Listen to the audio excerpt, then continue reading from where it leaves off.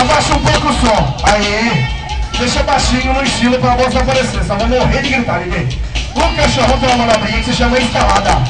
Essa manobra é mais ou menos...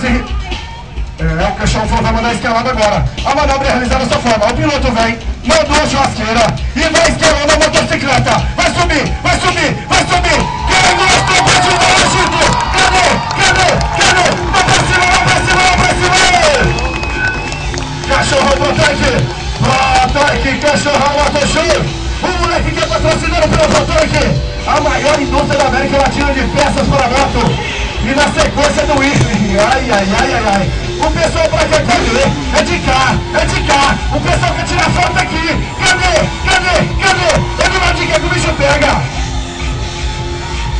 Novamente aí na repeteco, na manobrinha escalada. Subiu na motocicleta, tirando uma onda.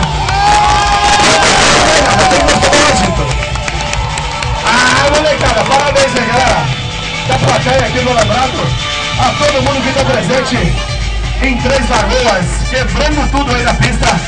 Cachorrão Motochão com a sua CBR 600. Agora vai complicar, hein? Vai complicar aí na sequencinha. O cachorrão tem uma manobra que se chama piloto fantasma. Essa manobra mais ou menos repetindo dessa forma. Vai por trás o piloto, a moto sai ali em disparada empinada, sem a mão no guidão, e ela vai ser realizar dessa forma. Cadê? Cadê? Cadê o agir do pessoal que gosta do gritão?